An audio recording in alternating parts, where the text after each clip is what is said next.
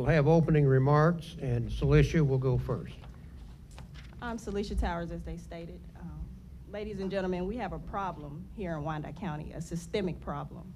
That problem has issues that we are facing, and we think crime is the problem.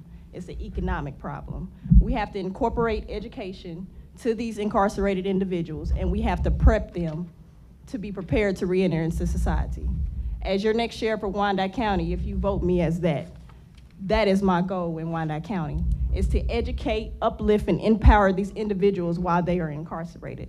My goal as well is to also educate these individuals that are youngsters, youth in this community. We have no programs that are in this community that will educate them on prevention programs. Just recently, we had individuals that have taken their lives in suicide. We have bullying problems in Wyandotte County. As your sheriff of Wyandotte County, we will incorporate those programs to prevent these things going on. We will also have officer wellness. There's an issue at the sheriff's office where people are walking off the jobs and they are barely being paid enough to make ends meet. As your sheriff of Wyandotte County, I will make sure that they are compensated adequately to sustain their job, and that we will make sure that the working environment is conducive and that they are eligible and able to return home in a healthy environment. As your sheriff of Wyandotte County, crime has increased 108%. Just recently, we had 3 individuals that are 15-year-olds that have killed themselves, or they have been killed from crimes that have taken place in this community. Law enforcement has been silent on this issue. We have to have a dialogue that takes place within Wyandotte County. I choose to incorporate my community to lower the crime by having these dialogues and by putting resources in place to lower these recidivism rates and these crimes.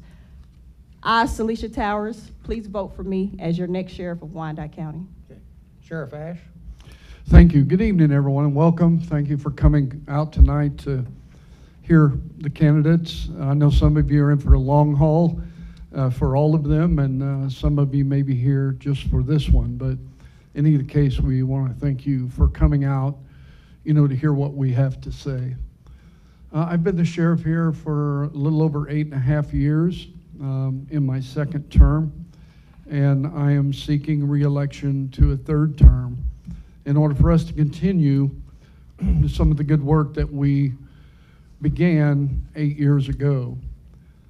It has been a long process. It's been quite a arduous task in many respects. There have been many things we've been able to do, and there have been some things that we have wanted to do and tried to do and have not been given the resources to do. And then, of course, there are a lot of other things that we know are just, the right things to do. But once again, we have to balance the needs of the community and the government and the participation and the burden, that we put on taxpayers in order to be a holistic community. So we just heard the mayoral candidates speak and talk about, how difficult it is to bring taxes down and to pay for more services and to bring more services or to keep quality services. So there are a lot of things that we have done, been very successful at. We have reduced overall costs. We've reduced the burden on the taxpayer. And there have been other things we certainly would like to do and plan to do as long as we can collaborate and partner together to be able to provide an adequate level of services at an affordable cost. And that's what I'm committed to doing. Okay. Thank you. Now we'll turn to the panelists, and we'll start with Elnora Jefferson of the Historic Midtown Association. Okay, thank you. Good evening. Good evening. The first question is, how would you use your gifts, talents, and skills to get the things done that you both have talked about? For example, the dialogues and putting the resources in place. And then Sheriff Ash, there were certain resources that you know that you needed that you did not get. But how would you use your gifts, talents, and skills to get what you need to get the job done, to reduce crime? We'll start with Sheriff Ash. Okay, thank you. Well, I have used them my strength is in working with people, building partnerships, building collaborations. I've been able to do that in the last 8.5 years. The first thing we had to do 8.5 years ago was come in and repair a broken relationship between unified government officials and the former sheriff's administration. So we did that by opening up and partnering with them and sharing with them data-driven analysis that explained what the situation was and why it was the way it was. So for example, they said the cost for housing inmates is skyrocketing, is getting out of control. So we started an analysis to look at that as to why that was. Who's in jail? Why are they there? Which ones can we possibly get out of jail and manage in a different way without compromising community safety and security? And so there's a whole lot more involved in it than that, but in 2 minutes I'm not going to be able to frame all of that, and completely answer the question. So the other thing I do is use the influence of the Office of Sheriff at the state and the national level to lobby legislators to look at our needs, look at what's going on in our areas, and partner with us and find ways, to help fund programs, help fund initiatives that can overall help us reduce crime in Kansas City, Kansas, and in Wyandotte County.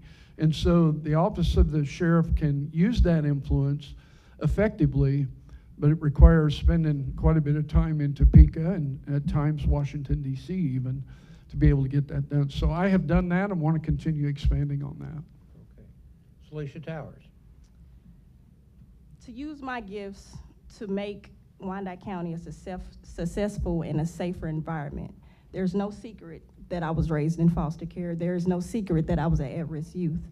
I would use that experience that prepped me as a youth to prepare and to help those individuals that are incarcerated right now, such as juveniles.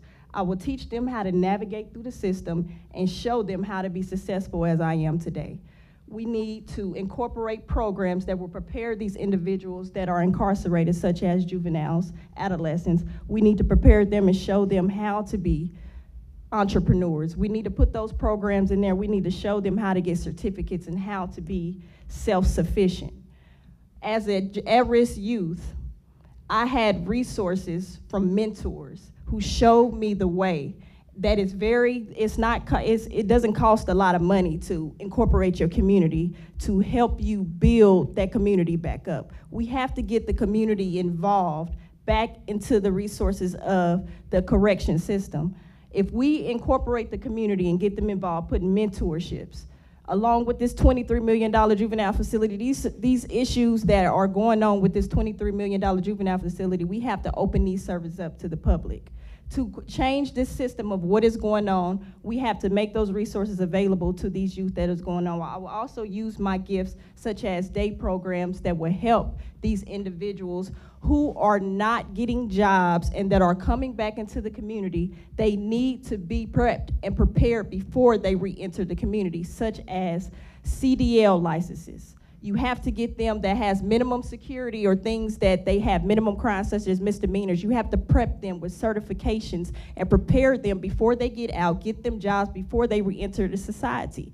Crime is not a crime problem, it's an economic problem. We have to provide those resources for those individuals before they re-enter the society and not have them institutionalized. Thank you. Now we'll move to Mary Rupert with the Wyandotte Daily Online. Thank you. I wondered, if you're elected, how would you improve the relationship between the Sheriff's Department and the community? And by community, I mean just the average people living here. Start with Celicia Towers. Absolutely. So I'm from the northeast part of Wyandotte County that we speak about. I already have that relationship sitting there and that's already being built with some of the activists and the people that are a community that have been here for years. So I already have that relationship. First of all, you have to be a hands-on sheriff. We cannot just sit there and allow things to happen. We have to educate ourselves, and we have to talk to the community members and understand the issues that are going on in the community.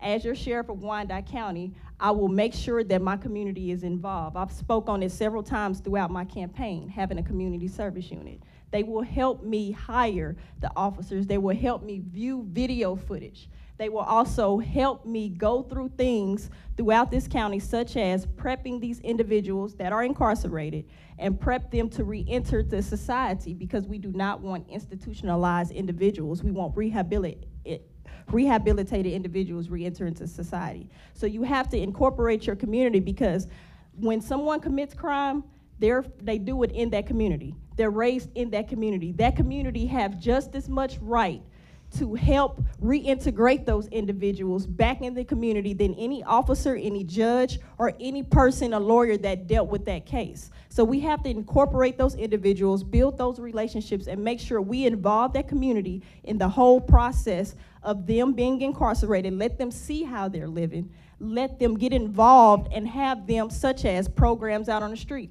If the community is dirty, we need to incorporate the individuals out on the street to help them clean up our community.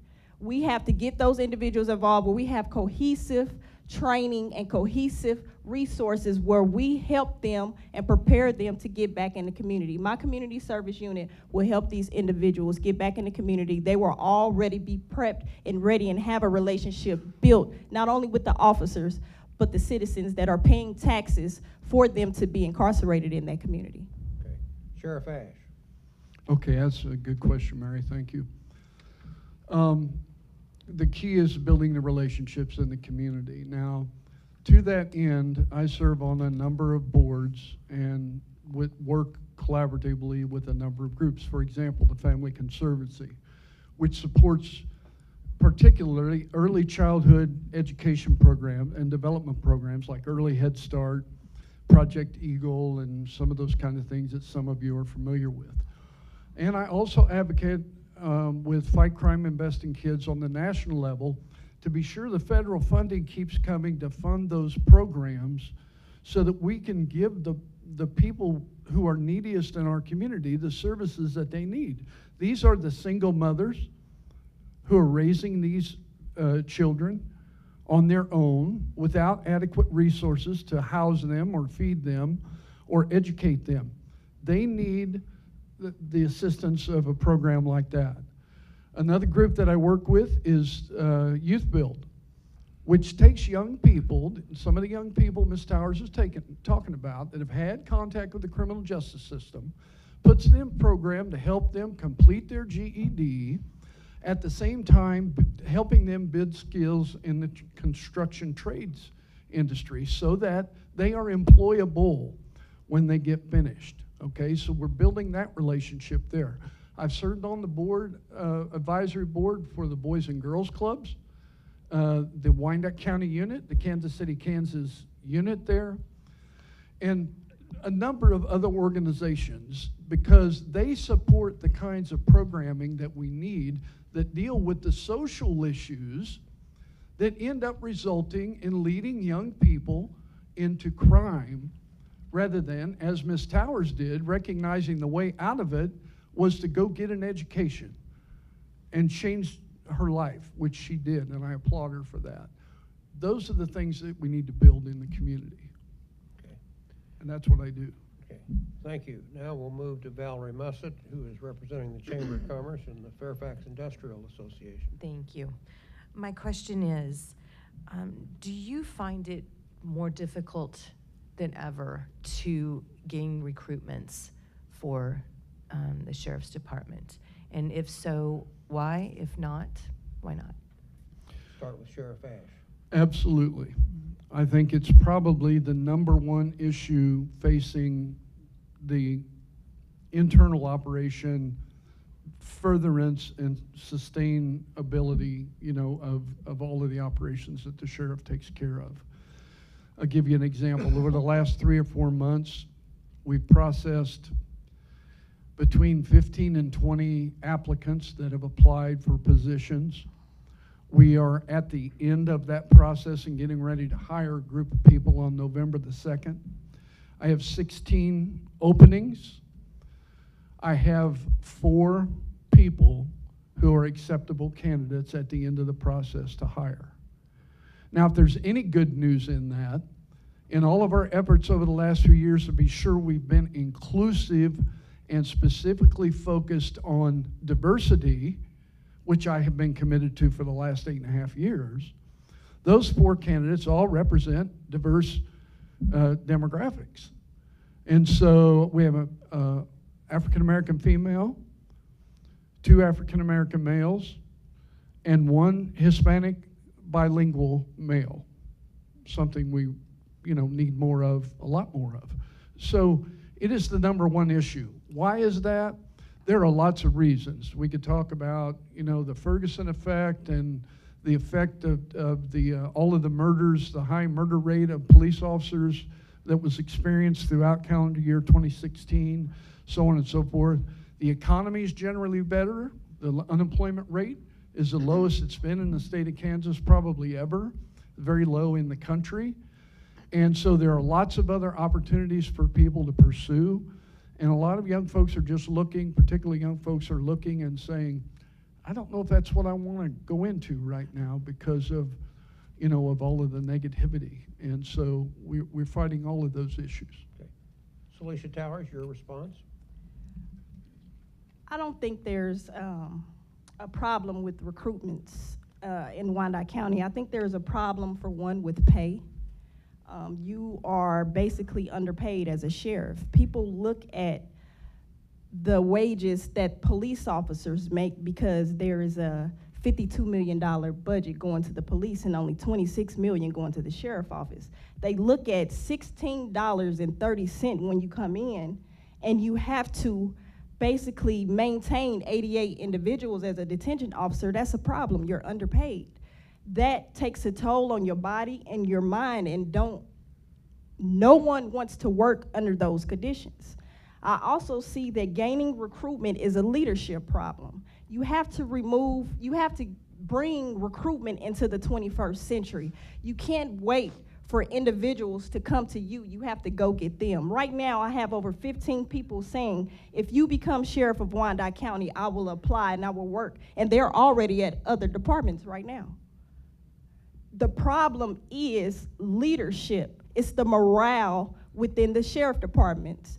What we have to do is basically change what is going on with the morale, and we have to make sure that because we have such a negative effect in this world on police officers, we have to show them that being an officer is okay. We have to show them what it's like to be an officer, and that it is a positive aspect that you can be, and you can become the change that you want to see in an officer. I think that Sheriff Ash, he's a great sheriff, but we just have to go out and get our recruits, and we have to pay them an adequate amount to do the job that needs to be done. I really think that he's a good person, but we just have to go get him. We can't wait for them to come to get us. It is hard to maintain people where you'll have 16 and only 4 is, comes through the process, but we really have to get into those colleges, and we have to build those relationships to get things going. Thank you. Now we'll go to Edgar Galicius of the Central Avenue Betterment Association for his question. And we'll start with Celicia. One of the challenges that our community presents is the quality of the amenities that we have as the infrastructure ages.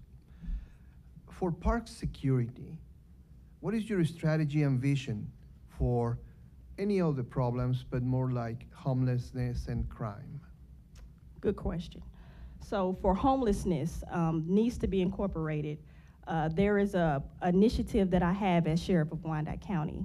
It is basically a 24-hour program where there's cold and hot summer conditions, you will basically allow those homeless people to come into the detention center and have a bed without any charges. They will basically be a person that, as you call it, just a homeless person, they are allowed, it's a name for it. You can come in for 24 hours and you're able to sleep in a facility. We give them food, you're able to shower, and we will clean their clothes and they're able to sleep. Those officers that bring those homeless people within the facility, they will not be charging them. They will basically be a person that needs to come off the street and you will open up those beds to them. So that homelessness program will basically be a 24-hour asset program where you'll allow them. You'll basically have the report and you'll just allow them to be in there. Not instead of letting them come in for trespassing constantly of what the issue is, you allow them to come in the facility, just sleep, get food and sleep, and then after 24 hours you release them again. Now, for the park issues and things like that, you have to use your park rangers as they are supposed to be used. The sheriff has incorporated back a while back where the park rangers are actually deputy sheriffs now. We have to utilize those park rangers more and separate that unit and utilize them more into the unified government where they basically go into the parks and they are used. Instead of being in jails and being sergeants in the jail and things, you have to separate the park rangers unit where they will still be deputy sheriffs, but you have to actually incorporate that unit and make sure that they are 24 hours a day in those parks and making sure that they are safe and that they are able to bring those individuals in where mental illness or any of those individuals are able to come into the facility, receive the services that we have at the detention center that will be put in place as your sheriff. Sheriff Ash? Okay, thanks for the question, Edgar. We work very closely with Parks and Rec and also have as a priority for our field units patrolling in the parks and dealing with and addressing issues in the parks. And so that's a delicate situation and a delicate balance, because you don't want to appear to be harassing or bothering people who are there in a public park that's open to the public. So unless we've observed some criminal behavior there, or we're responding based on complaint of a citizen, a specific complaint that we can follow up and investigate, we have to be very, very careful about how we manage, that situation. And so I think our deputies, by and large, are very skilled at that.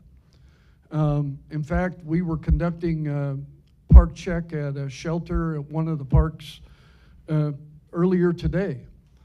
And somebody called the division executive officer and wanted to make a complaint because the deputy was there checking to be sure everything was all right and they weren't having any particular issues. And the person complained because they hadn't invited the deputy into, they had rented the shelter for a specific purpose and they hadn't invited the deputy in there. So there's always, two sides to that coin. As far as the homelessness situation goes, we need to work more closely with business groups, neighborhood groups, if there's a park in their area, to let us know specifically, and we're willing to do that. Just reach out to us and we're willing to partner up if you have particular and specific issues, and then we can work within other existing agencies in the county and in the city that work with that population of people to try to help mitigate those situations. Thank you. Now we'll go to Dave Reno from the Downtown Shareholders with his question. I hear quite a bit about community policing, and we've covered this to some degree, but I believe that it's really very important. So, what is community policing, and what's your approach to it? We'll start with Sheriff Ash. Okay, well, that's a good question.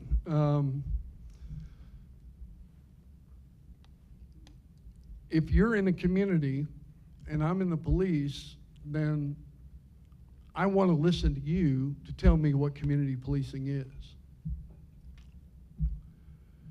Community policing is basically partnering with the community to address the issues that the community identifies as significant and important. For a lot of the communities throughout Kansas City, Kansas particularly, and other places in Wyandotte County, they want to talk about weeds that are overgrown. They want to talk about structures that are boarded up, then become havens or smokehouses for drug dealership or maybe other kinds of crime. So for other neighborhoods, they're worried about street level drug sales that are going on there. So community policing is basically the police listening to the community and then partnering with them to effectively address the issues that they identify are most important to them. And those issues are going to vary from neighborhood to neighborhood, in my experience here, okay? The issues that a community in Turner might have, for example, in the far southwest part of the city, are going to be different than the communities in the Midtown area, for example, maybe off of Parallel Parkway somewhere. So community policing is basically a philosophy, and it is a way of policing that incorporates the police are the community and the community are the police, and let's work together and partner together to address what's important to you. Not what I tell you as the police ought to be important to you, what's important to you. Okay. Now we'll move to closing remarks, and we'll. Or she didn't get the answer. Oh, I'm sorry. I apologize. Go ahead. Response. Community policing is simply serving that community. I believe that the officers, you can't police the community. You have to work with them, you have to build their relationships, and you have to serve that community. With those relationships being built, as Don Ash stated, Sheriff Don Ash stated, you do have different community policing when it comes to different areas. But as I stated, you have to get involved with those relationships, and you have to build those relationships within that community to actually community police. Say, for instance, in the Northeast area, community policing, we have to get out and we have to see what's going on with a lot of this retaliation that's going on in the community. If we have that relationship, people will come to you quicker and tell you what's going on if you have a relationship within that community and tell you what's happening or issues where you can solve crimes a lot more. Also in that community policing, you go into the schools and you talk to those kids. As I have been doing, going into Quindaro community, at Quindaro Elementary, and you talking to those kids and you seeing that if you do this, this is what happens. You have to build those relationships with the community. As in you go out where I've lived in Piper, I've also lived in Bonner Springs, it is a different community policing. That person may want to talk about their farm or something, and they may want to talk about other things going on, but you have to build those relationships with everyone to see what's going on. Going into these nursing home community policing, you would know that it is an issue with their vehicles being broken into because they're not gated communities. I know that because I go in and I speak to these people in nursing homes, and they're saying that it's an issue. So you just have to build those communities, going in and having those relationships and know what's going on in your community. I think community policing is basically serving that community and helping develop those resources of what's going on and being able to maintain those relationships so you both cohesively can lower those crime rates and provide those resources to do what you need to do. Okay. Now we'll move to closing remarks. You have 1 minute. We'll start with Celicia. I stand here as a candidate of Wyandotte County Sheriff. As I stated earlier, we have a systemic problem in Wyandotte County. We have to come together and we have to lower the recidivism rate in Wyandotte County. We have an issue here where we need to help individuals that are incarcerated. We have to educate them. We have to educate these children, and we have to come together as a community. We understand that the climate that the community is in, far as when it comes to law enforcement, that is no secret that we have to come together and build and stand together where it comes to lowering this crime rate in Wyandotte County. I stand here as your sheriff of Wyandotte County if you elect me. I promise to lower the crime rate by working with you guys. You have to help me work with you guys. I stand here united, building bridges in the gap between law enforcement and the community. I ask that when you pick towers on your ballot, that you picking lowering crime rate and building relationships in this community. Okay. Sheriff Ash? Okay, well, once again, thank you all for being here. We've been able to do a good number of things in the last 8.5 years. Although I'm 16 positions short, We have more deputies employed at the detention center today by at least 20 to 25 than we did in 2009 when they came in there. That's because we've been able to partner with the unified government, mayor and the commissioner, the county administrator and everybody, and put forth a strategic plan to help us be able to get there, to incarcerate our own people here without farming them out everywhere else. We have more deputies working in court transport today than we did. We have more deputies working in field services today than we did back in that day. So we've been able to do a lot of things, but there's a cost to all of that stuff. And so we have to be strategic and intentional about doing it. I'd like to do a lot of other things that, quite frankly, we can't simply afford to do as a community without it costing you a whole lot of money. So I'd appreciate the honor of your vote on November 7th. Thank you. Let's give the candidates a hand.